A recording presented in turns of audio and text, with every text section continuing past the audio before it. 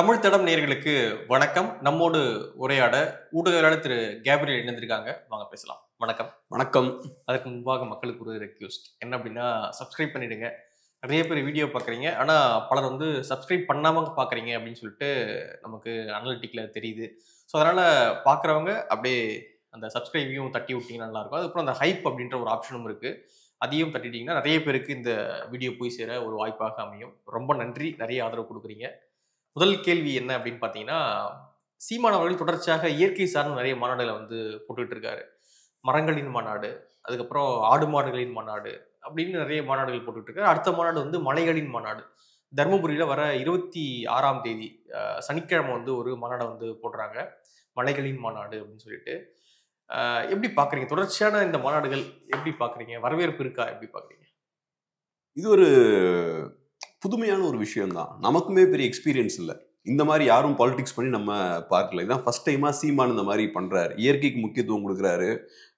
மலைகள், மரங்கள், ஆடு மாடுகள், இந்த மாதிரியான இயற்கை சார்ந்த விஷயங்களுக்கு நிறைய முக்கியத்துவம் கொடுக்குறாரு. ஸோ இது என்ன மாதிரியான தாக்கத்தை அரசியல் ரீதியாக ஏற்படுத்தும் அப்படின்ற விஷயம் நமக்கு தெரியல. ரொம்ப புதுமையான ஒரு விஷயமா இருக்கு. ஆனால் நல்லதா கெட்டதான்னு கேட்டால் கண்டிப்பாக நல்ல ஒரு விஷயம்தான். இயற்கை மேலே நமக்கு ரெஸ்பெக்ட் இருக்கணும். இயற்கையை அழிக்கக்கூடாது. அப்படி அழிக்கக்கூடியவங்களுக்கு எதிராக நம்ம அரசியல் பண்ணணும், அந்த தேவை இருக்குது. ஸோ அந்த மாதிரியான ஒரு இயற்கையை மையமாக வச்சு ஒரு அரசியல் அவங்க கையில் எடுக்கிறாங்க. அது ரொம்ப நல்ல விஷயம்தான். இது என்ன தாக்கத்தை ஏற்படுத்தும் அப்படின்றது நமக்கு தெரியல. ஏன்னா இதுக்கு முன்னாடி யாருமே இதை பண்ணல. ஒரு புதுமையான ஒரு அரசியலை என்டிகே கையில் எடுக்கிறாங்க. ஸோ என்ன ரிசல்ட் இது ப்ரொடியூஸ் பண்ணுது அப்படின்ற விஷயத்தை பார்ப்போம். என்னை பொறுத்தளவு நான் பார்த்த ஒரு விஷயம் என்னன்னா, இங்க திராவிட ஆட்சியில இயற்கைக்கு அவங்க பெரிய முக்கியத்துவம் கொடுக்கறது இல்லை.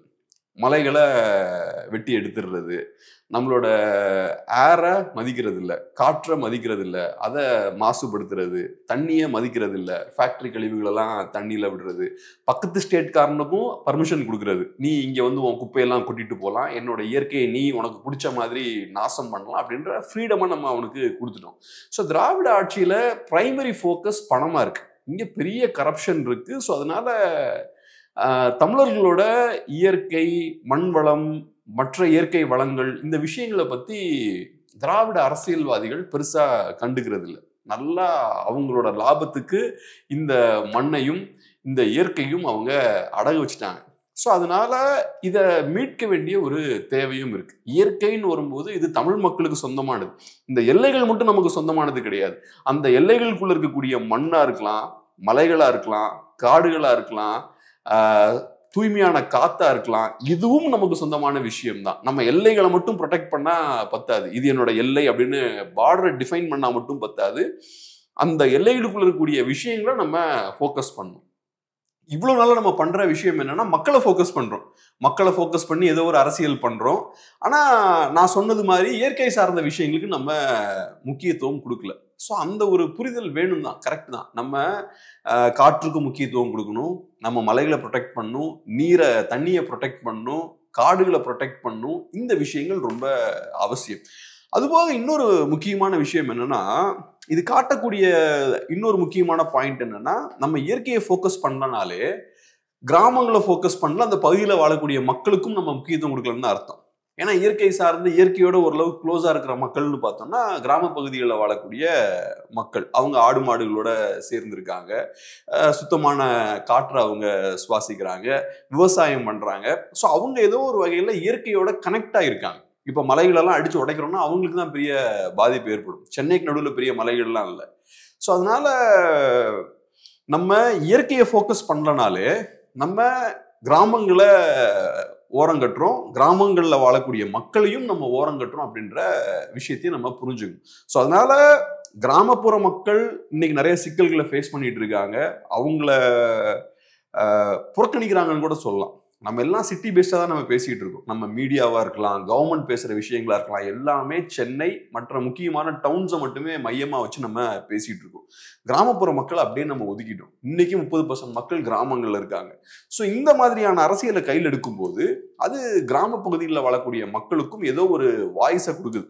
ரைட், நமக்கான ஒரு வாய்ஸாக அவங்க இருக்காங்க, நம்மளால பேச முடியாத விஷயங்களை இவங்க பேசுறாங்க அப்படின்ற அந்த ஒரு வேலையும் சைட்ல நடக்குது. ஸோ இந்த இயற்கை சார்ந்த அரசியல் பேசுறது கிராமப்புற மக்களை எம்பவர் பண்ணணும்னு நான் பாக்குறேன். ஓகே, ஒரு பக்கம் வந்து நம்ம சீமானவர்கள் இயற்கை சார்ந்து மட்டும் தான் பேசுறாரு அப்படின்ற ஒரு பார்வை இருக்கு. அது நிறைய பேர் விமர்சனமாவும் வைக்கிறாங்க. இதுதான் இப்போ முக்கியமா அப்படின்ற மாதிரியான விமர்சனமும் வைக்கிறாங்க. ஆனா சீமானவர்கள் இதற்குள்ளாகவே நிறைய இந்த மாநாடுகள் நடக்குது. அதுக்கு இடையிலே நிறைய ஆர்ப்பாட்டங்களே ஒரு நடத்துறாரு. குறிப்பாக சொல்லணும் அப்படின்னா டிஎன்பிசி அந்த தேர்வாணையை வந்து நிறைய குளறுபடியில வந்து சந்திக்கிறாங்க. அதனால மாணவர்களுடைய வாழ்க்கை வந்து பாதிக்கப்படுது அப்படின்னு சொல்லிட்டு டிஎன்பிசிக்கு எதிராக ஒரு ஆர்ப்பாட்டத்தை வந்து நடத்தியிருந்தாங்க பெரம்பலூர்ல.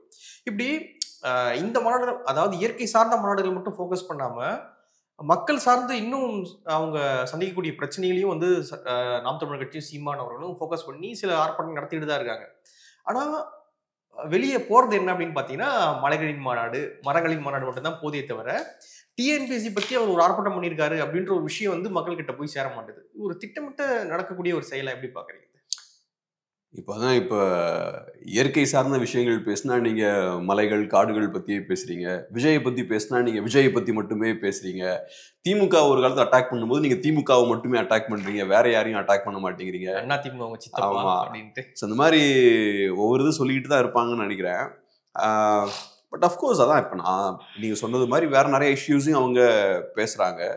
பட் இந்த இயற்கை சார்ந்த விஷயத்துல மேபி ஒரு பாயிண்ட் என்னன்னா, இப்ப இயற்கை நம்ம கண்ட்ரோல் கீழே வரணும்னா அரசியலை நம்ம மாற்றணும். ஒரு அரசியல் மாற்றம் ஏற்படணும். தமிழ் மக்கள் கையில பொலிட்டிக்கல் பவர் இருக்கணும். தமிழ் மக்கள் கையில பொலிட்டிக்கல் பவர் இருந்தாச்சுன்னா நம்ம வளங்களை மற்றவங்க வந்து சூறையாட நம்ம அலோவ் பண்ண மாட்டோம். அவங்க லாபத்துக்கு அரசியல்வாதிகளோ வெளிமாநிலத்தவர்களோ நம்ம இயற்கை வளங்களை சுரண்ட நம்ம அலோவ் பண்ண மாட்டோம். உண்மை என்னன்னா, நமக்கு தமிழ்நாட்டில் பொலிட்டிக்கல் பவர் கிடையாது. நம்ம நினைச்சிட்டு இருக்கோம் நம்ம கிட்ட பெரிய பொலிட்டிக்கல் பவர் இருக்கு, நம்ம எலெக்ட் பண்ணி நம்ம கவர்மெண்ட்டை செலக்ட் பண்ணிருக்கோம். உண்மையிலேயே நமக்கு பெரிய பொலிட்டிக்கல் பவர் இங்கே இல்லை. அதனாலதான் இன்னைக்கு கேரளால இருந்து ஈஸியா வந்து கழிவுகளை கொட்டிட்டு போக முடியுது. நம்மளால அங்க போய் கொட்ட முடியுமா? ஸோ அவன் மண்ணும் அவன் மாநிலமும் அவன் தலைவர்கள் கட்டுப்பாட்டுல இருக்கு, அந்த மக்கள் கட்டுப்பாட்டுல இருக்கு. ஆனா என்னோட மண்ணும் இந்த மாநிலமும் நம்ம கட்டுப்பாட்டுல இல்லை, அன்பார்ச்சுனேட்லி இல்லை. அதை தான் காட்டுது. ஸோ அதனால நான் என்ன யோசிக்கிறேன்னா, ஒரு அரசியல் மாற்றம் ஏற்பட்டாலே இயற்கையெல்லாம் நம்ம சரி பண்ணிடலாம், இந்த பிரச்சனைகள்லாம் ஆட்டோமேட்டிக்கா சரியாயிடும். ஸோ நமக்கான அரசியல் தலைவர், நமக்கான அரசியல் கட்சி, நமக்கு தேவையான அரசியல் மாற்றத்தை நம்ம ஃபர்ஸ்ட் ஏற்படுத்தணும். அது ஏற்படுத்தினா இயற்கை சார்ந்த விஷயங்கள்லாம் சரியாயிடும். ஸோ அதனால அஃப்கோர்ஸ் நம்ம இயற்கையை பத்தி பேசணும். இயற்கையை பத்தி பேசினா தானே திராவிடத்தில் கூடிய சிக்கல்கள்லாம் என்னன்னு புரியும். ஸோ இயற்கையை பத்தி பேசணும், அந்த புரிதலை ஏற்படுத்தணும். ஆனால் ப்ரையாரிட்டி என்னவா இருக்கணும்னா பொலிட்டிக்கல் சேஞ்ச். எப்படி நம்ம ஒரு அரசியல் மாற்றத்தை ஏற்படுத்தலாம், எப்படி இந்த எலெக்ஷன் அப்படின்ற சிஸ்டமை யூஸ் பண்ணலாம், இந்த சிஸ்டமை இந்த எலெக்ஷன்ல நம்ம எப்படி நல்லா பெர்ஃபார்ம் பண்ணலாம், அதையும் ஃபோக்கஸ் பண்ணணும். பேரலா இதோட சேர்ந்து பேரலா அதையும் பண்ணணும். அது பண்ணியாச்சுன்னா ஒரு பொலிட்டிக்கல் சேஞ்ச் வந்துடும். பொலிட்டிக்கல் சேஞ்ச் வந்தாச்சுன்னா ஃபுல் கண்ட்ரோலை நம்ம எடுத்துக்கலாம். நம்மளை மீறி நம்ம நிலத்தை அவங்க வசதிக்கு ஏற்ற மாதிரி யூஸ் பண்ண முடியாது. இன்னைக்கு அவங்களுக்கு அந்த அக்கறையே இல்லை. இது நம்ம நிலம் அப்படின்ற அந்த புரிதல் இல்லை. பிரிட்டிஷ்காரனுக்கு இருக்காது இல்லை. ஏன்னா அவன் வேற பகுதியிலேருந்து வரான், அவன் நிலத்தை பத்தி கவனமா இருப்பான். ஏன்னா அவன் ஃபேமிலி அங்க உட்காந்துருப்பான்.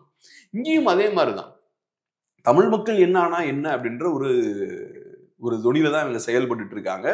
ஸோ அதனால ஒரு பொலிட்டிக்கல் சேஞ்சை ஏற்படுத்திட்டோம்னா இதை நம்ம சரிப்படுத்தலாம். ஸோ தமிழ் மக்களோட பிரைமரி ஃபோக்கஸ் பொலிட்டிக்கல் சேஞ்ச் அப்படின்றது தான் இருக்கணும், ஒரு அரசியல் மாற்றம். அதே மாதிரி கட்சிகளும் அதான் ஃபோக்கஸ் பண்ணணும்னு பாக்குறேன். விஜய் வரணும்ன்றீங்க? விஜய் வந்தாருன்னா அதான் அந்த ஒரு இதுல மாற்றம் முன்னேற்றம் மேங்கோ மணி அப்படின்னு ஒரு காமெடி பண்ணுவார்ல, ஆமா, முன்னேற்றம் யாரு, எங்களுக்கு தான். அந்த மாதிரி இந்த மாற்றம், நீங்க சொல்ற மாற்றம் விஜய்க்கு நல்லா இருக்கும். விஜய் பவருக்கு வந்து அவருக்கு நல்லா இருக்கும், தமிழ் மக்களுக்கு நல்லா இருக்காது. அரசியலே தெரியாத ஒருத்தரை போய் நம்ம அதிகாரத்துல உட்கார வச்சோம்னா அப்புறம் நமக்கு என்ன பண்ணுவார் அவர் இப்ப பாருங்க, இப்ப கூட பாத்தீங்கன்னா ஃபுல் டைமா அவருக்கு பொலிட்டிக்ஸ்ல எதுவும் பண்ண முடியல. அந்த வீக்கெண்ட் மட்டும் நான் வந்து விஜய் பத்தி எல்லாம் பேசக்கூடாதுன்னா பேசாம இருக்கேன். தேவையில்லாம அவரை நீங்க உள்ள இழுத்து விட்டீங்க. இப்ப விஜய அப்படி கிடையாது, இல்ல வீக்கெண்ட் தான் வராரு. இப்போ இந்த மற்ற நாட்கள்லாம் அமைதியா தான் இருக்காரு இல்லைங்களா? அவரு எதுவுமே பேச மாட்டாரு. என்ன வீக்கெண்ட் வந்து மட்டும் என்ன பெருசா பேசிட்டாரு? அப்பயும் அமைதியா தான் இருந்தாரு, பஸ்ஸுக்குள்ள அமைதியா இருந்தாரு. அப்புறம் வெளியே வந்து பேப்பரை பார்த்து படிக்கிறாரு. அந்த பேப்பரை ரிலீஸ் பண்ணிட்டா நம்மளே படிச்சுப்போம். அவர் தேவையில்லாம டிராபிக்கை ஏற்படுத்தி வெளியே வந்து மக்களை டிஸ்டர்ப் பண்ணி அந்த பேப்பரை பார்த்து வாசிக்கிறதுக்கு புஷி ஆனந்த் அந்த பேப்பர்ல இருக்கக்கூடிய கண்டென்ட்டை மட்டும் ஒரு ப்ரெஸ் ரிலீஸா ரிலீஸ் பண்ணிட்டாருன்னு வச்சுக்கோங்களேன், நம்ம எல்லாருக்கும் தெரிஞ்சிடும்.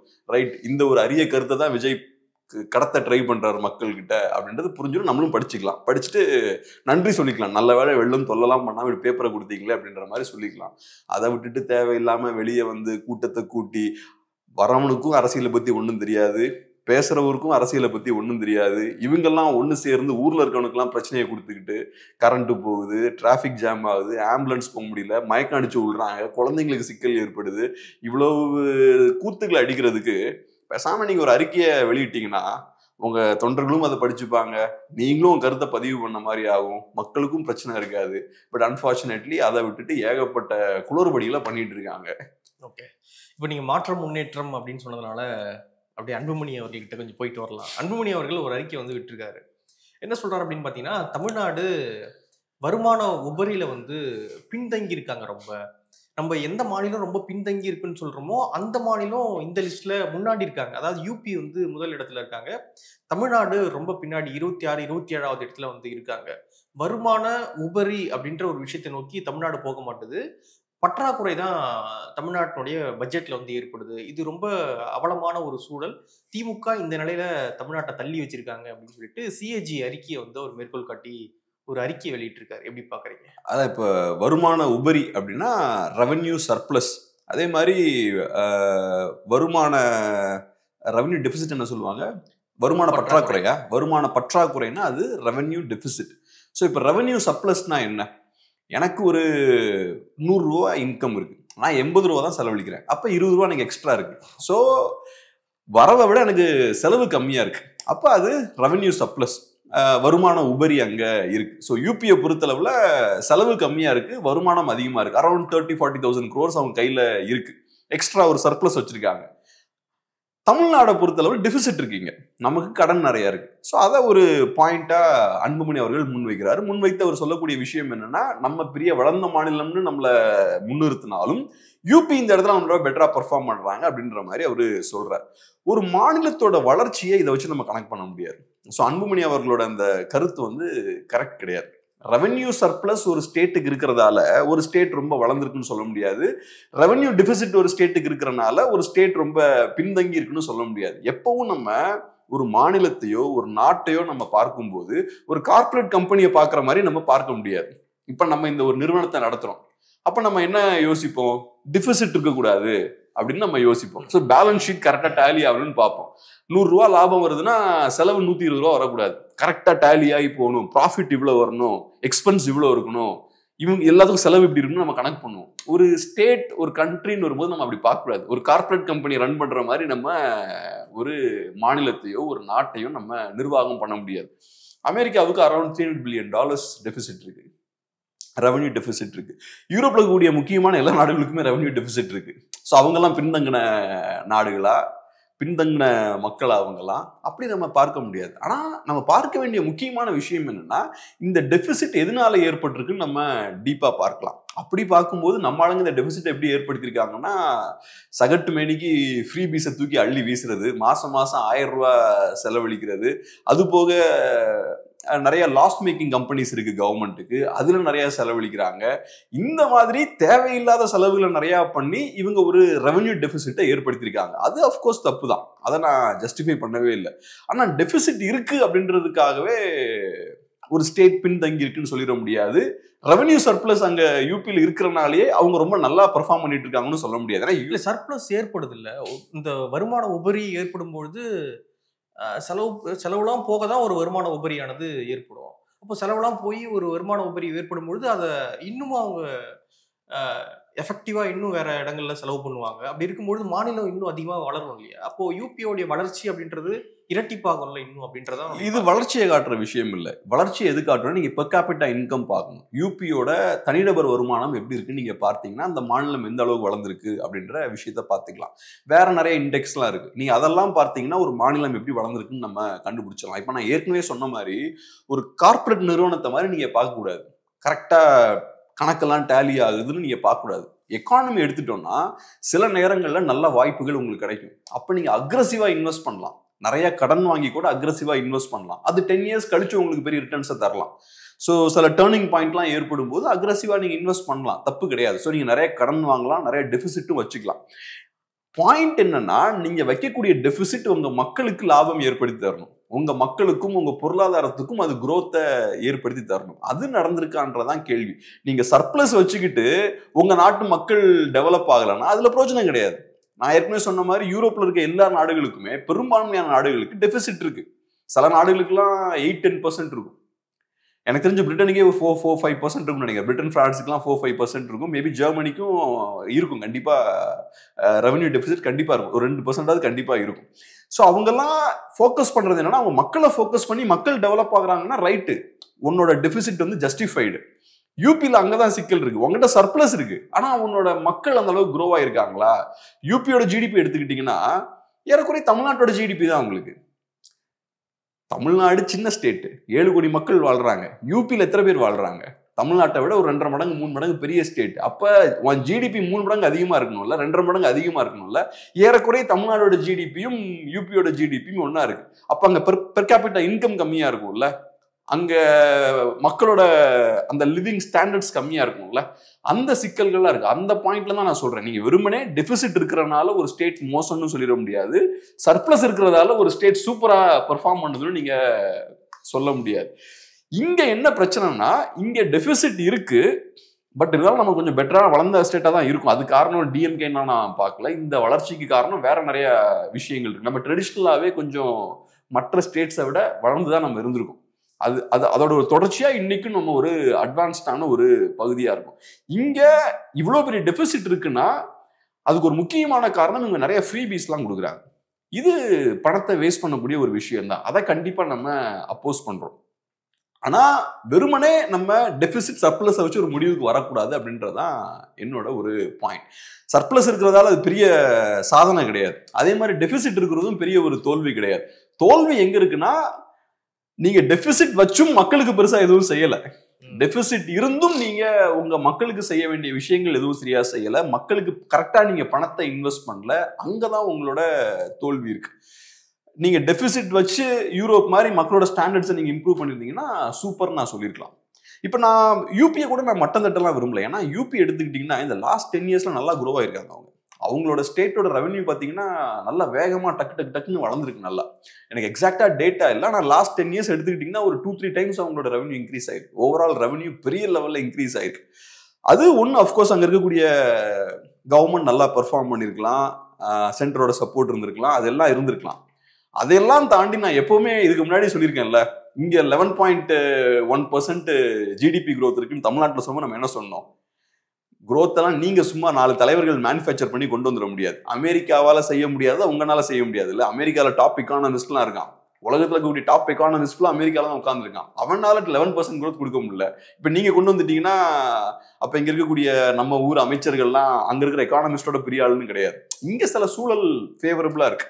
அதே மாதிரி இன்னைக்கு யூபியும் வேகமா க்ரோ ஆகுதுன்னா எல்லா எக்கானமிஸ்மே பார்த்தீங்கன்னா இந்த growth ஃபேஸ் இருக்கும். சில பாயிண்ட்ல இந்த growth ஃபேஸ்ல நல்லா வேகமா வளருவாங்க. அப்புறம் ஓரளவுக்கு க்ரோ ஆனதுக்கு அப்புறம் ஸ்டாக்னேஷன் வந்துடும். அதுக்கப்புறம் பெருசா வேகமா வளர முடியாது. சைனாலாம் ஓரளவுக்கு இப்போ ஸ்டாக்னேட் ஆயிருச்சு.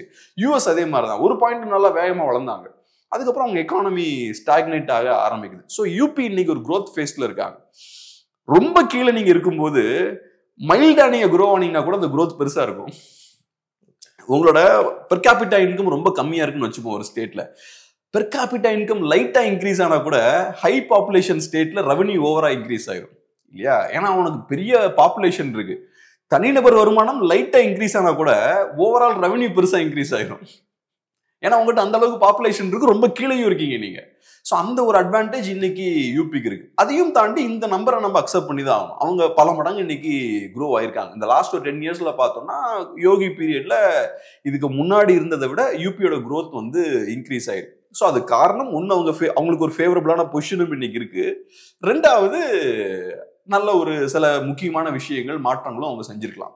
எக்கானமியை க்ரோ பண்றதுக்கு தேவையான நிறைய விஷயங்களும் அவங்க செஞ்சிருக்கலாம். பட் இந்த சர்ப்ளஸ் நான் பெரிய ஒரு சாதனையா பார்க்கல.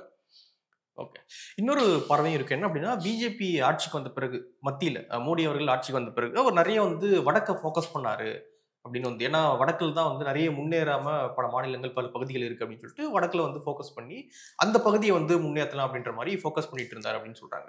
இப்போ 2 பீரியட் முடிஞ்சிருச்சு, இது 3வது பீரியட், மோடி அவருடைய 3வது பீரியட். இது நீங்க பார்த்த அளவுக்கு நார்த்து சவுத்து டெவலப் எப்படி இருக்குன்னு பாக்குறீங்க நீங்க? கண்டிப்பா தமிழ்நாடு தான் நார்த்தை விட டெவலப் ஆயிருக்கு.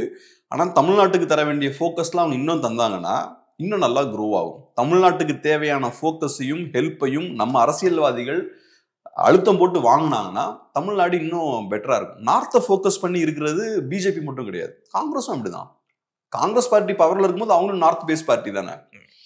பவர்ல இல்லாத போது அவங்க சவுத்தை ஃபோக்கஸ் போடுறாங்க. இன்னைக்கு தான் அவங்களுக்கு சவுத் தேவைப்படுது. ஏன்னா நார்த்ல ஃபுல்லா அடிச்சு விரட்டினால அவங்களுக்கு இன்னைக்கு சவுத் தேவைப்படுது.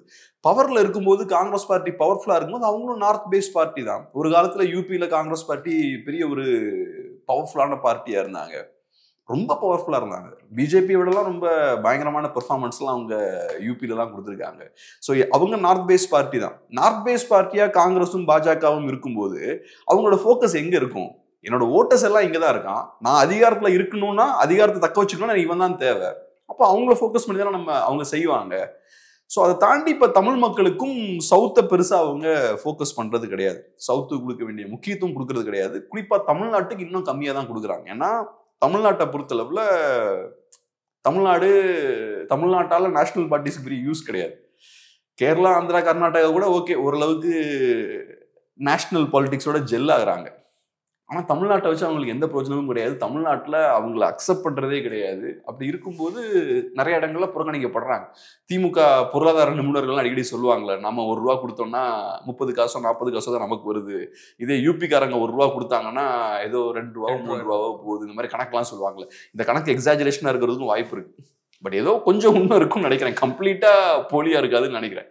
அது இருக்கிறதுக்கு வாய்ப்புகள் நிறைய இருக்கு. நான் எதை வச்சு நம்ம ஏதோ ஒரு வகையில வஞ்சிக்கப்படுறதுக்கான வாய்ப்பு இருக்குன்னு நான் எதை வச்சு சொல்றேன்னா, எப்பவுமே உங்களுக்கு கிடைக்கக்கூடிய அந்த பெனிஃபிட்ஸ் இருக்குல்ல, சலுகைகள் இருக்குல்ல, சும்மா வந்துடாது. உங்களுக்கு ஏதோ ஒரு லெவரேஜ் இருக்கணும். பொலிட்டிக்கலா எனக்கு லெவரேஜ் இருந்தால் தான் நான் தட்டி வாங்க முடியும். அதே மாதிரி அரசியல் ரீதியாகவும் எனக்கு லெவரேஜ் இருக்கும். தமிழ் மக்களுக்கு பொலிட்டிக்கலா பெரிய லெவரேஜ் இல்லை இந்தியாவுக்குள்ள. இங்கே ஒரு 39 MPs இருக்காங்க. ட்ரெடிஷ்னலாக நீங்கள் எடுத்தீங்கன்னா தமிழ்நாட்டு அரசியல்வாதிகள் நேஷனல் லெவலில் பெருசாக எதுவும் பண்ணவே மாட்டாங்க. இந்த ஒரு சின்ன வட்டத்துக்குள்ளேயே தான் ஒளிஞ்சிருப்பாங்க. தேவையான நேரங்களில் சில அலையன்ஸை வச்சு காரியத்தை நடத்துவாங்க, அவ்வளோதான். ஸோ இவங்க பெருசாக அழுத்தம்லாம் போட்டு அங்கே போய் பாலிடிக்ஸ்லாம் பண்ணி ப்ரெஷர் பண்ணி வாங்குற ஆட்கள்லாம் இவங்க கிடையாது. அப்படி அந்த விஷயங்கள்லாம் அவங்க பண்ணலன்னா இவங்களுக்கு பெருசாக எதுவும் கிடைக்காது. ஸோ அதனால தமிழ் மக்களோட நலன் நிறைய இடத்துல காம்ப்ரமைஸ் பண்ணியிருக்காங்க அவங்க. அது உண்மை. திராவிட கட்சிகள் பெருசாக ஸ்ட்ராங்காக நெகோஷியேட் பண்ணி வாங்க வேண்டிய விஷயங்களை நம்மளோட ஸ்ட்ரென்த்துக்கு ஏற்ற, நம்மளோட கான்ட்ரிபியூஷனுக்கு ஏற்ற சலுகைகளை பறிச்சு அங்கிருந்து கேட்டு வாங்கல. அது இவங்க பண்ணல. இவங்க நிறைய இடங்கள்ல காம்ப்ரமைஸ் பண்ணியிருக்காங்க. ஸோ பொலிட்டிக்கலா நீங்க ஆக்டிவா இல்லைனாலே எல்லா இடத்துலையும் விட்டுட்டு தான் வருவீங்க. நீட் நீங்க ஏத்துக்கிட்டீங்கன்னா சில டாக்டர்ஸை நீங்க இழப்பீங்க. இங்க டெவல்யூஷன்ல சிக்கல் இருக்குன்னு சொல்றீங்க, ஆனா நீங்க அதுக்கு எதிராக பெருசா எதுவும் பண்ணல. அப்ப நீங்க காசை விட்டுட்டு தான் இருப்பீங்க. இப்படி ஒவ்வொரு விஷயத்திலையும் உதயமின் திட்டத்தால நமக்கு நஷ்டம்னு சொல்றீங்க, ஆனா நீங்க அதுக்கு எதிர்த்து எதுவும் பண்ணல. அப்ப அங்க உங்களுக்கு காசு போகதான் செய்யும். யாரு காசு? அது என் காசு, உங்க காசு, டாக்ஸ் பேயர்ஸோட காசு. ஸோ நீங்க செய்ய வேண்டிய வேலையை செய்யாம தப்புன்னு சொல்றீங்க, ஆனா அதுக்கு எதிராக எதுவும் பண்ண மாட்டேங்கிறீங்க. அப்ப அதனால வரக்கூடிய பாதிப்பை யார் ஃபேஸ் பண்ணுவாங்க? இந்த மாநிலமும் இந்த மாநிலத்தில் இருக்கக்கூடிய மக்களும் நம்ம தான் ஃபேஸ் பண்ணுவோம். ஸோ அதனால குறிப்பா திமுகவை பொறுத்தளவில் அதுதான், இது பிரச்சனை அது பிரச்சனை, எல்லா பிரச்சனையும் பேசுவாங்க. அதுக்கு சொல்யூஷன் பெருசா எதுவும் அவங்க பண்ணல. நீட் பிரச்சனை, ஆனா சொல்யூஷன் என்ன? டெவல்யூஷன்ல பிரச்சனை, அதுக்கு சொல்யூஷன் என்ன? உதயமின் திட்டத்துல பிரச்சனை, அதுக்கு சொல்யூஷன் என்ன பண்ண போறீங்க? பிரச்சனையை மட்டும் சொல்லிட்டு இது காரணம் அவங்க தான் சொல்லிட்டு உட்கார்ந்துடுறது. ஸோ அதனால இந்த பிரச்சனைகள்லாம் இருக்குன்னு இவங்க சொல்றதால இதனால வரக்கூடிய பாதிப்புகளை நம்ம தான் ஃபேஸ் பண்ணணும்.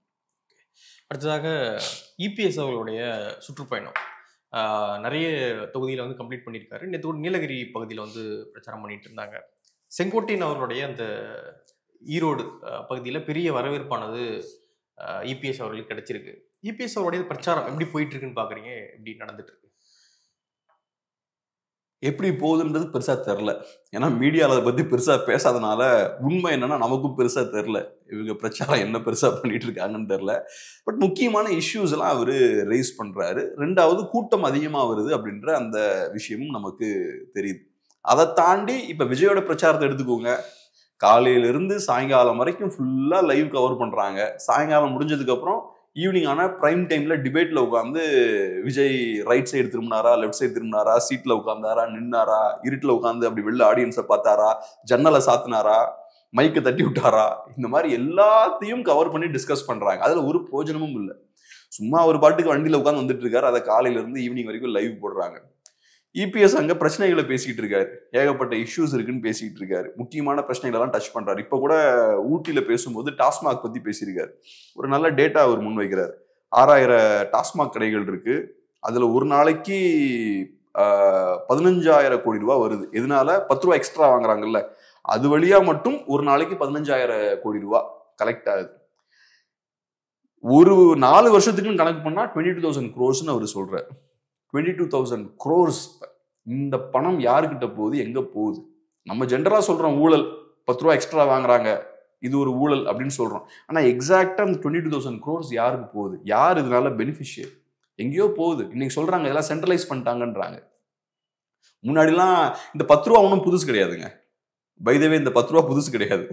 நாங்கெல்லாம் காலேஜ் படிக்கும் போது இந்த 10 ரூபா வாங்குவாங்க. அப்ப மேபி 5 ரூபா வாங்கியிருப்பாங்க நினைக்கிறேன். எக்ஸ்ட்ரா பணம் அப்பவே வாங்குவாங்க. ஆனா இப்ப சொல்லப்படுற விஷயம் என்னன்னா சென்ட்ரலைஸ் ஆயிருச்சுன்றாங்க. இது எல்லாமே கலெக்ட் பண்ணி ஆர்கனைஸ் பண்ணி ஒரு ஒரு ஒரு இடத்துல இதெல்லாம் கலெக்ட் ஆகுது அப்படின்ற ஒரு பாயிண்ட்டை சொல்றாங்க. அதனாலதான் டாஸ்மாக் கடைக்காரங்களும் பாத்தீங்கன்னா நீங்க 10 ரூபா கொடுக்கலாம் கொடுக்க மாட்டேன்றாங்க. கணக்கு சொல்லி ஆமா, நார்மல் டைம்ல முன்னாடி எல்லாம் பாத்தீங்கன்னா சண்டை போட்டா சரி ஏதோ போய் தொழலாம் அப்படின்னு விட்டுருவானுங்க. இப்ப அப்படி இல்ல, அவங்களுக்கு இதுதான் எம்ஆர்பி, எக்ஸ்ட்ரா 10 ரூபா தான் எம்ஆர்பி. அதனால அவங்களுக்கு அந்த கம்பல்ஷன் இருக்கு, கணக்கு காட்ட வேண்டிய ஒரு கம்பல்ஷன் இருக்கு. இதை பத்தி அவரு பேசியிருக்காரு. இது போக வேற நிறைய இஷ்யூஸ் எல்லாம் பேசியிருக்காரு. நான் ஏதாவது யோசிப்பேன், நீங்க ஆக்சுவலா இதெல்லாம் டிபேட் பண்ணலாம். இந்த டாஸ்மார்க் இஷ்யூ எடுத்து நீங்க டிபேட் பண்ணலாம் பிரைம் டைம்ல. அதே மாதிரி இப்ப மழை காலம் ஆரம்பிக்க போகுது, மழை இப்பயே பெய்யுது. இதுக்கு நம்ம ரெடியா இருக்குமா? போன தடவை ஏற்பட்ட பாதிப்பு இப்ப ஏற்படுமா? இதை நீங்க டிபேட் பண்ணலாம். இப்ப நான் வரேன் பள்ளிக்கரணை வழியா, நான் காலையில வரேன், லிட்டரலா ரோடு பாத்தீங்கன்னா சேரா தான் இருக்கும். ஃபுல்லாவே ரோடு இருக்கிறதுக்கான தடமே நிறைய இடங்கள்ல இருக்காது. ஸோ மண்ணு சேரு இதுலதான் எல்லாம் வண்டியை ஓட்டிட்டு போறாங்க. இதே வெயில் காலம்னா ஃபுல்லா டஸ்டா இருக்கும், ரோடு மோசமா இருக்கும், ஃபுல்லா டஸ்டா இருக்கும். மழை காலத்துல ஃபுல்லா சேரா இருக்கும்.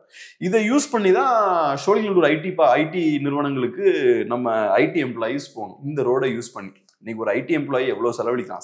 ஐடி எம்ப்ளாயி விட்டுருங்க, சாதாரணமா வண்டி ஓட்ட நம்ம எல்லாருமே டாக்ஸ் பே பண்றோம்ல, ரோட் டாக்ஸ் பே பண்றோம். எனக்கு இந்த ரோடு தான் நீ கொடுப்பியா, நீ எனக்கு நான் கொடுக்கலனாலும் பரவாயில்ல.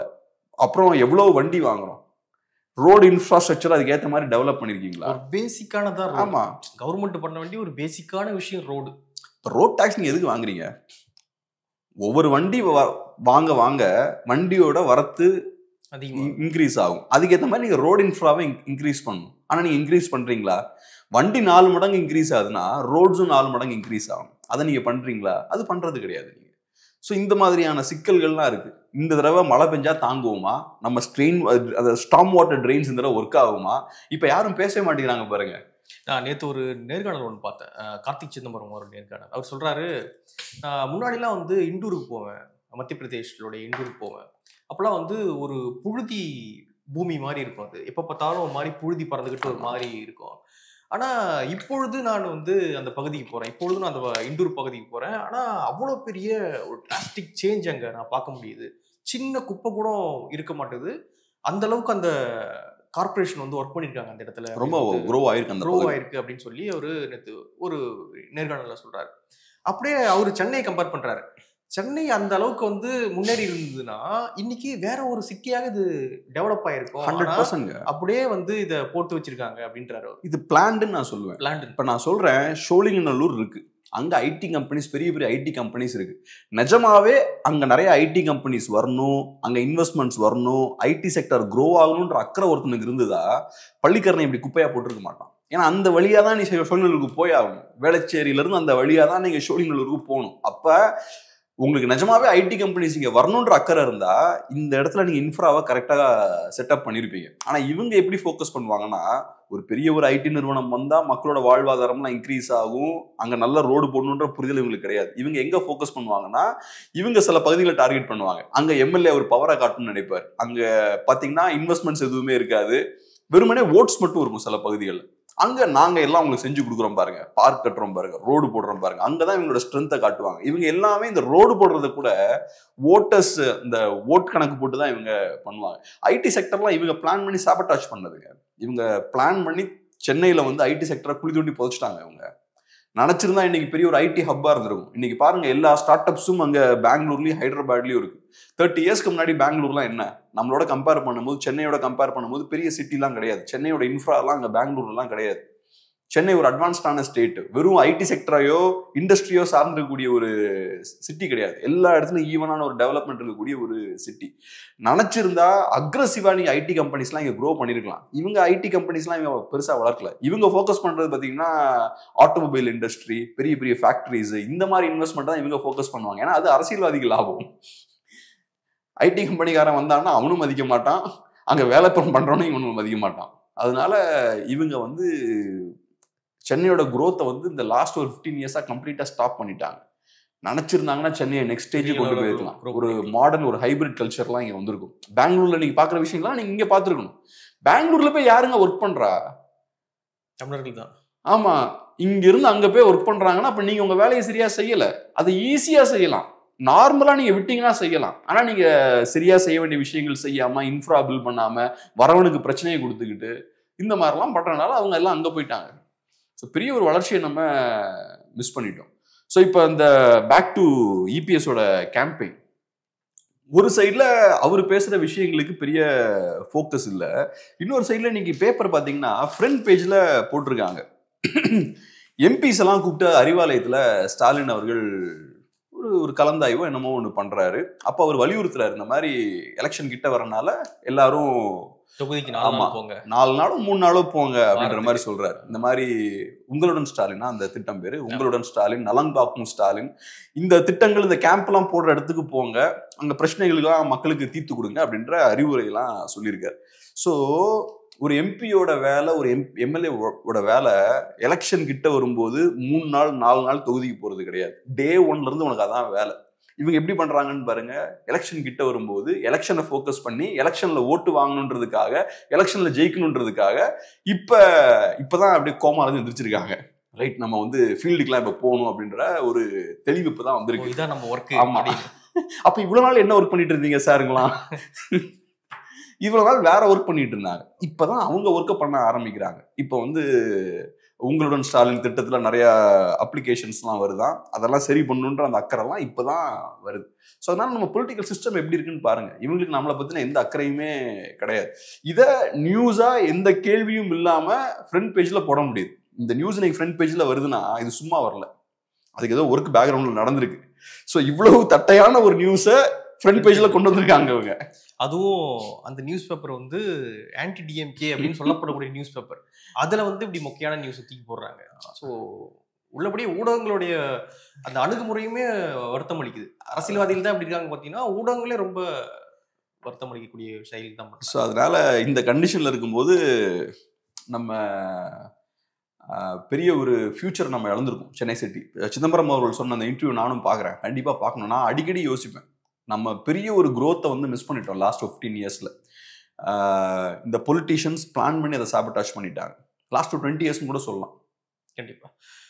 இப்போ அண்ணாமலை அவர்கள் புது கட்சி ஆரம்பிக்கிறாரு அப்படின்ற ஒரு விஷயங்கள்லாம் போயிட்டு இருக்கு. நேற்று கூட பத்திரிகையாளர்கிட்ட கேட்கும்பொழுது பத்திரிகையாளர் கேட்குறாங்க அவர்கிட்ட, அது என்ன சொல்றாருன்னா, ஆரம்பிக்கும் போது சொல்றாங்கண்ணா அப்படின்னு விளையாட்டா சொல்றாரு.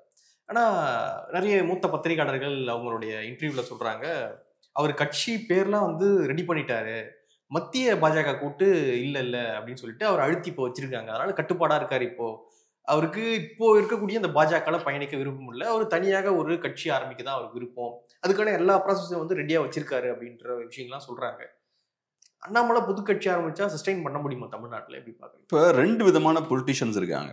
ஒரு டைப் ஆஃப் பொலிட்டீஷியன்ஸ் வந்து நீங்க நல்லா ஃப்ரீடம் கொடுத்து அவங்கள ஆட விட்டீங்கன்னா நல்லா ஆடுவாங்க, நல்லா பெர்ஃபார்ம் பண்ணுவாங்க, நல்ல கரிஸ்மேட்டிக்கா இருப்பாங்க, டேலண்டடா இருப்பாங்க. ஆனா அந்த பார்ட்டி ஸ்ட்ரக்சருக்குள்ள பெருசா அவங்க செட் ஆக மாட்டாங்க. இவங்க கொஞ்சம் மாடர்ன் பொலிட்டீஷியன்ஸா இருப்பாங்க. இப்போ நீங்க சீமான் அவர்களையோ அண்ணாமலை அவர்களையோ ஒரு இடத்துக்குள்ள கண்ட்ரோல் பண்ணி உட்கார வச்சு நீங்க அரசியல் பண்ண முடியாது. அவங்களுக்கு பிடிச்ச மாதிரி பெர்ஃபார்ம் பண்ண விட்டாதான் அவங்க பொலிட்டிக்ஸும் பார்த்தீங்கன்னா அவங்கள சென்டர்டா இருக்கும். அண்ணாமலை இருக்கும்போது அவர் அண்ணாமலை சென்டர்டா இருந்தது, மற்றவங்களுக்குலாம் பெரிய வாய்ப்பு இல்லாமல் அவங்களாம் அவர்களும் குவைட் பண்ணிட்டாரு. அவருக்கு எதிரானலாம் அமைதி பண்ணிட்டாரு. ஸோ ஃபுல்லா தமிழ்நாடு பாஜகனாலே அண்ணாமலை அப்படின்ற மாதிரி ஒரு செட்டப் அவர் வச்சிருந்தார். ஸோ இது ஒரு வகையான ஒரு பொலிட்டிக்கல் குரூப். இவங்க இன்னொரு செட் ஆஃப் பொலிட்டீஷியன்ஸ் எப்படின்னா நயனார் நாகேந்திரன் அவர்களா இருக்கலாம். ட்ரெடிஷனல் பொலிட்டீஷியன்ஸ் நம்ம நாட்டில் எல்லாருமே பார்த்தீங்கன்னா அவங்க குவைட்டா டிபிக்கல் பொலிட்டீஷியன், அப்படியே வணக்கம் வைப்பாங்க, பாலிஷா பேசுவாங்க, எதிரிகிட்டையும் பாலிஷா தான் பேசுவாங்க, 2 பேரும் சிரிச்சு பேசிக்கிட்டு இருப்பாங்க. நம்ம நினைப்போம் 2 பேரும் பயங்கர பெஸ்ட் ஃப்ரெண்ட்ஸ் போல நினைச்சிட்டு இருப்போம். ஆனா 2 பேரும் பின்னாடி கத்தியோட தான் வெயிட் பண்ணிட்டு இருப்பாங்க. இது ட்ரெடிஷனல் பொலிட்டிஷியன். இந்த கேம் வந்து டிஃப்ரெண்டான கேம். இந்த கேம் வந்து மக்களை சார்ந்து இருக்காது. இப்ப நான் சொன்ன அண்ணாமலை கேட்டகரி எல்லாம் பாத்தீங்கன்னா அவங்க டார்லிங் ஆஃப் த மாசஸ். அவங்க மக்கள் கிட்ட அவங்க நல்லா செல்வாக்கு, மக்கள் கிட்ட அரசியல் பண்றது, இந்த விஷயம் எல்லாம் பண்ணுவாங்க. ஆனா இந்த பொலிட்டிஷியன்ஸை பொறுத்தவரை அவங்களோட ஸ்ட்ரென்த் என்னன்னா, ஒரு பவர் ஸ்ட்ரக்சர் இருக்குன்னா அதுக்குள்ள நம்ம எப்படி மேல ஏறி போலாம், இங்க என்ன தேவை இருக்கு, லீடர்ஷிப்புக்கு என்ன பிடிக்கும், இந்த விஷயங்கள்லாம் அவங்களுக்கு புரியும். இப்ப ஏடிஎம்கேல இருக்கக்கூடிய தலைவர்கள், திமுக இருக்கக்கூடிய தலைவர்கள்லாம் அதுல மாஸ்டர்ஸா இருப்பாங்க. அவங்களுக்கு கரெக்டா அந்த விஷயங்கள்லாம் தெரியும். ஸோ யாரை எப்படி காஜா பண்ணும், இவனோட தேவை என்ன, அதை எப்படி நம்ம பூர்த்தி பண்ணணும், அமித்ஷா என்ன யோசிப்பாரு, அதுக்கேற்ற மாதிரி நம்ம எப்படி காய் நகர்த்தணும் அப்படின்ற ஆங்கிள் இருப்பாங்க. இப்ப நான் சொன்ன இந்த செகண்ட் கேட்டகரி இருக்காங்க, ட்ரெடிஷனல் பொலிட்டிஷியன்ஸ் இருக்காங்கல்ல, அவங்களுக்கு தான் பாஜக மாதிரியான ஒரு கட்சியில குரோ ஆக முடியும் லாங் ரன்ல. ஏன்னா பாஜக ஒரு நேஷனல் பார்ட்டி. நேஷனல் லெவல்ல அவங்களோட ப்ரையாரிட்டி மாறிக்கிட்டே இருக்கும். திடீர்னு ஒரு பாயிண்ட்ல அவங்க நம்ம பாஜகவை தமிழ்நாட்டில் வளர்ப்போம், அதிமுக திமுகவெல்லாம் எதிர்த்து போவோம் அப்படின்னு யோசிப்பாங்க. 24ல அப்படி யோசிச்சாங்க. அப்ப அண்ணாமலைக்கு பெரிய ஸ்பேஸ் கிரியேட் ஆகுது. ஏன்னா அண்ணாமலை மக்கள் சார்ந்து அரசியல் பண்றாரு, மக்கள்கிட்ட நல்லா பேசுறாரு, பிரஸ்ஸை நல்லா சந்திக்கிறாரு, பவர்ஃபுல்லா பேசக்கூடிய டேலண்ட் அவருக்கு இருக்கு, கரிஸ்மேட்டிக்கா இருக்காரு, மக்களுக்கும் பிடிக்குது.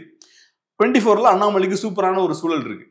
26ன்னு வரும்போது பாஜக ஸ்டாண்டை மாத்துறாங்க. நம்மளோட ப்ரையாரிட்டியை மாற்றணும், ஏன்னா நமக்கு 29ல நமக்கு சீட்ஸ் வேணும், 26ல நம்ம கொஞ்சம் சீட்ஸை ஜெயிக்கணும் அப்படின்ற இடத்துக்கு வராங்க. அப்படி வரும்போது என்ன ஆகுது, அண்ணாமலை சைட்லைன் பண்றாங்க, ஒரு ட்ரெடிஷனல் பொலிட்டிஷியனை உள்ள கொண்டு வராங்க. ஏன்னா இந்த வேலைக்கு ட்ரெடிஷனல் பொலிட்டிஷியன் தான் தேவை. அதிமுகவோட சேர்ந்து கோஆர்டினேட் பண்ணணும். நான் சொன்ன மாதிரி அதிமுக லீடர்ஸோட உங்களுக்கு பிரச்சனை இருந்தாலும் சிரிச்சுக்கிட்டே அப்படியே அழகா அப்படி பேசிட்டு ஸ்மூத்தா வண்டியை நகர்த்தக்கூடிய அந்த டேலண்ட் இருக்கக்கூடிய ஆட்கள் வேணும். அடிச்சவங்க கவிழ்த்தோன்னு பேசிட்டு டக்குன்னு முடிச்சுட்டு போற மாதிரியான ஆட்கள் இல்லாம அதை நாசுக்கா டீல் பண்ண வேண்டிய ஆட்கள் இப்ப தேவைப்படுறாங்க. ஸோ அதனால இப்ப அண்ணாமலை அவர்களுக்கு அங்க ஸ்பேஸ் இல்லை. அண்ணாமலை மாதிரியான ஆட்கள் நான் ஏற்கனவே சொன்ன மாதிரி அவங்க நினைச்ச மாதிரி நடக்கணும், வேகமா காரியம் நடக்கணும்னு எதிர்பார்க்கக்கூடியவங்க. அண்ணாமலை மாதிரியான ஒரு கேரக்டர் நீங்க குவைட்டா ஒரு வருஷம் ஓரம் கட்டினீங்கனாலே அவர் அன்னீசி ஆயிடுவார். ட்ரெடிஷனல் பாலிட்டிஷியன் அதை ஹேண்டில் பண்ணுவான். ஜெயலலிதா அவர்கள் திடீர்னு ஒரு ட்ரெடிஷனல் பொலிட்டிஷியனை ஓரம் கட்டுவாங்க, அப்படியே உட்கார்ந்து வேடிக்கை பார்த்துக்கிட்டே இருப்பான். கரெக்ட் டைம் வருதான்னு வெயிட் பண்ணுவான். அந்த கரெக்ட் டைம் வரும்போது கரெக்டாக தூது விடுறது, அந்த இன்ஃபர்மேஷனை எப்படி அங்கே கொண்டு போய் சேர்க்கலாம், இந்த மாதிரியான கணக்குகள் எல்லாம் போட்டிருப்பாங்க. பட் அண்ணாமலை அவரோட கோர் ஸ்ட்ரென்த் இது கிடையாது. அவரோட கோர் ஸ்ட்ரென்த் மக்களை சந்திக்கிறது, மக்களோட ஆதரவை பெறுறது, அதுதான் அவரோட கோர் ஸ்ட்ரென்த். ஸோ அண்ணாமலை மாதிரியான ஆட்களை நீங்க போட்டு ரொம்ப நெருக்கினீங்கன்னா அன்ஈஸியாக ஆரம்பிச்சிருவாங்க. சரி நம்ம என்ன பண்ணலாம் அடுத்தது அப்படின்னு வரும்போது எனக்கு இன்டர்னல் சோர்ஸ்லாம் இல்லை. பட் அண்ணாமலை அவர்களோட டெம்பர்மெண்ட்டை பொறுத்தளவில் அவரை நீங்க ஓரமாவே சைட்லைன் பண்ணி வச்சீங்கன்னா அவர் வேற ஏதாவது முடிவெடுக்கிறதுக்கான வாய்ப்புகள் அதிகம். ஏன்னா அண்ணாமலை அவர்கள் இந்த பெரிய லீடர்ஸ் எல்லாருக்குமே, மக்களை சார்ந்திருக்கக்கூடிய லீடர்ஸ் எல்லாருக்குமே கொஞ்சம் அந்த நார்சிசிஸ்டிக் கேரக்டர் இருக்கும். நான் அப்படின்ற அந்த விஷயம் இருக்கும். அவங்களுக்கு இந்த பப்ளிசிட்டி, மக்களோட கைத்தட்டு இதெல்லாம் பிடிக்கும். அதெல்லாம் கொடுக்காம அதிகாரத்தையும் பறிச்சு ஓரமா உட்கார வச்சிங்கன்னா அவங்க அன்னீசி ஆயிடுவாங்க. அன்னீசி ஆகும்போது சில முடிவுகள் எடுக்கிறதுக்கான வாய்ப்பு இருக்கு. ஸோ இந்த செய்திகள் பார்க்கும்போது மேபி அது உண்மையா இருக்கலாம் அப்படின்ற மாதிரி தான் எனக்கு தோணுது. அது மட்டும் இல்லாம அவரு டிடிவி அவர்களை போய் சந்திக்கிறாரு, ஓபிஎஸையும் சந்திப்பேன்னு சொல்லியிருக்காரா? இவங்க எல்லாமே ஓரங்கட்டப்பட்டவங்க அவங்க எல்லாமே. ஸோ அவங்களெல்லாம் அவர் சந்திக்கிறாருனாலே அது வேற ஒரு சிக்னல் தான். ஏன்னா அவங்களுக்கு இந்த அலையன்ஸ்குள்ள வரணுன்ற விருப்பம் இருந்தா அவங்க நயனார் நாகேந்திரன் போய் பேசணும், அமித்ஷாட்ட பேசணும். அதே மாதிரி இவரும் அவங்க கூட போய் பேசுறதுக்கான இந்த அத்தாரிட்டியும் அண்ணாமலைக்கும் கிடையாது. ஏன்னா அவர் இன்னைக்கு ஸ்டேட் பிரசிடென்ட் கிடையாது. அப்படி இருக்கும்போது இவங்கெல்லாம் போய் சேர்ந்து பேசுறாங்கன்னா கூட்டணியை ஸ்ட்ராங் ஆக்குறதுக்காக இவங்க எல்லாம் போய் சேரல. இவங்க நமக்குள்ள ஒரு அண்டர்ஸ்டாண்டிங் உள்ள வரலாமா அப்படின்றதான் இவங்களோட ஃபோக்கஸா இருக்கும்னு பாக்குறேன். ஸோ நமக்குள்ள ஒரு அண்டர்ஸ்டாண்டிங் உள்ள வந்தா அதனால என்ன பயன்? பாஜக மேல அழுத்தம் போடலாம், அதிமுக மேல அழுத்தம் போடலாம், இந்த விஷயங்கள் பண்ணலாம், பண்ணி ஒரு ப்ரெஷரை போடலாம். அதுதான் அவங்களோட பிளானா இருக்கும்னு நான் பாக்குறேன். இதை திமுக விரும்புவாங்க. ஓகே, புது ஃபோர்ஸ் வர்றது, அதாவது டிவிகே போல இவங்களும் ஏடிஎம்கே விட்டு பிரிப்பாங்க அப்படின்ற 100% திமுக இதை விரும்புவாங்க. சைலண்டா திமுக அதை பேக்கப் பண்றதுக்கு ரெடியா இருப்பாங்க. ஏன்னா இது யாருக்கு டேமேஜ் ஏற்படும்? இது அதிமுகவுக்கு பாஜக தான் டேமேஜ் ஏற்படும். பாஜக பெரிய டேமேஜ். ஆமா, 100% விரும்புவாங்க. இப்போ பாஜகவுடைய மாநில தலைவராக திரு அண்ணாமலை அவர்கள் இருந்த பொழுது அவர் நிறைய விஷயங்கள் செஞ்சார். நிறைய டிஎம்கே ஃபைல்ஸ் அது இதுன்னு நிறைய வெளியிட்டாரு. அவருக்கு எக்ஸ்க்ளூசிவா நிறைய டாக்குமெண்ட்ஸ் அவருக்கு கிடைக்கும், அதை வந்து ரிலீஸ் பண்ணுவாரு, பத்திரிகைகள்லாம் பதறும் என்னடா இது அப்படின்ற மாதிரி. ஆனா தனி கட்சி ஆரம்பிக்கும் பொழுது அப்படியான சோர்சஸ்லாம் அவருக்கு கிடைக்க வாய்ப்பு கிடையாது. அவருக்கான அந்த மத்திய தலைமை அப்படின்றது அப்படியே கட் ஆகும், அந்த நிறைய கான்டாக்ட்ஸ்லாம் அப்படியே கட் ஆகும். அவர் இதுக்குள்ள சுருங்குவார்.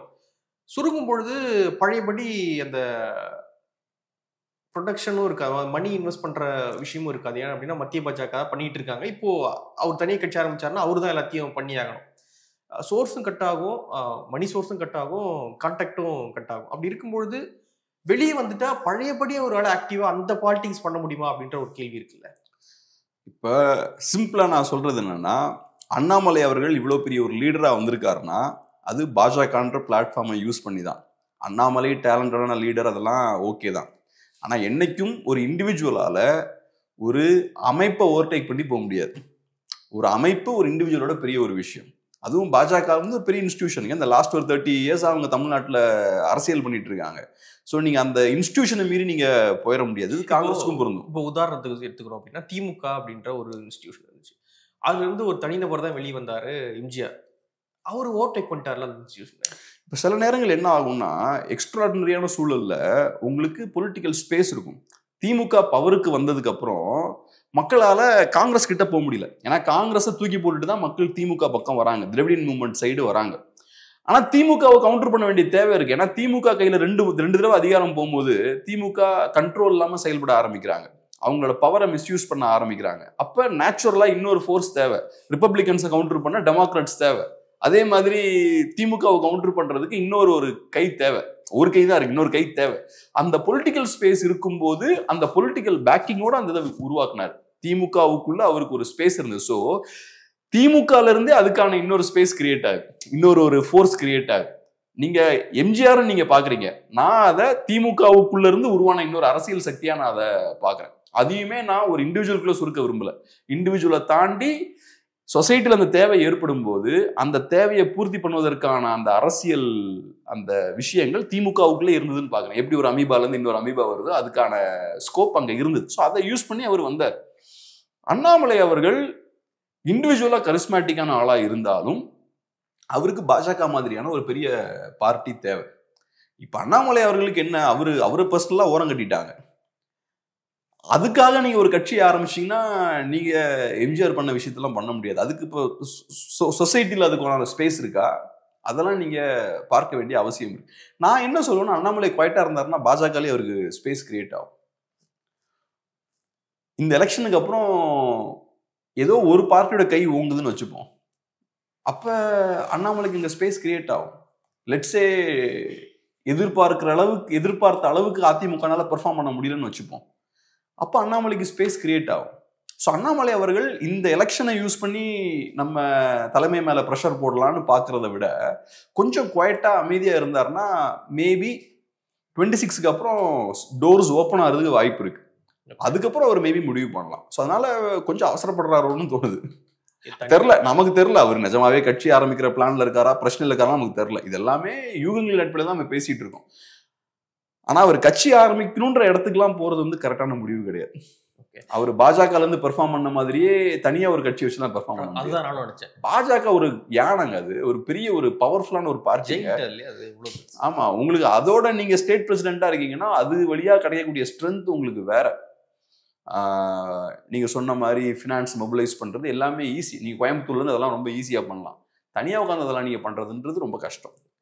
லண்டன்லாம் போயிட்டு இந்த பொலிட்டிக்கல் சம்பந்தமான நிறைய படிப்புகள்லாம் வந்து படிச்சுட்டு வந்தாரு. ஆல்ரெடி அவரு ஐபிஎஸ் அதிகாரி, நிறைய இப்போ கொஞ்ச நாளா அவருக்கு அரசியல் பயணமும் இருக்கு. இதெல்லாம் வச்சு பார்க்கும்பொழுது அவரு தனி கட்சி ஆரம்பிப்பாரு அப்படின்ற எண்ணம் இருக்குமா அவருக்கு? எனக்கு அது டவுட்டாவே இருக்கு. ஆனா நிறைய பேர் வந்து ரொம்ப உறுதியா சொல்றாங்க, ஏதோ ஜனநாயக பாஜக அப்படி இப்படின்னு ஏதோ கட்சிலாம் பதிவு பண்ணலாம் போயிட்டாரு அப்படின்லாம் சொல்றாங்க.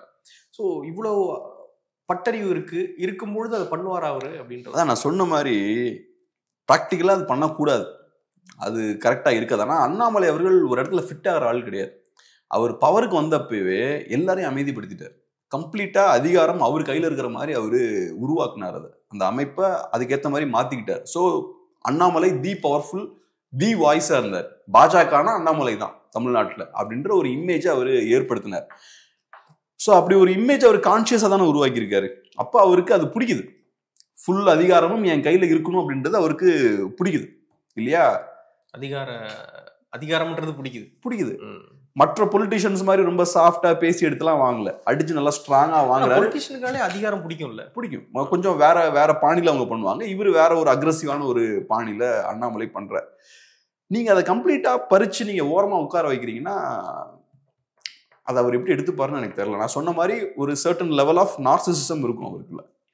அது எல்லா பொலிட்டிஷியன்ஸுக்கும் இருக்கும். ஆனா இந்த மாதிரி டைப் பொலிட்டிஷியன்ஸ் இருக்காங்க பாருங்க, ஸ்டேஜ்ல அவங்க டாமினண்டா இருந்து அவங்களோட ஃபேஸை முன்வைத்து ஓட்ஸை வாங்கி அவங்கள ப்ரொஜெக்ட் பண்ணி நான் ப்ரொஜெக்ட் ஆகணும் அப்படின்ற அந்த ஏம் இருக்கக்கூடிய ஆட்கள் இருக்காங்கல்ல, அவங்களுக்கு நீங்க அவங்கள இந்த கிரிக்கெட்ல எல்லாம் இந்த ஓரமா உட்கார வைப்பாங்கல்ல, என்ன சொல்லுவாங்க, சப்ஸ்டியூட்டா உட்கார வைப்பாங்களா, அப்படி நீங்க உட்கார வச்சீங்கன்னா அவங்க அதை ரசிக்க மாட்டாங்க.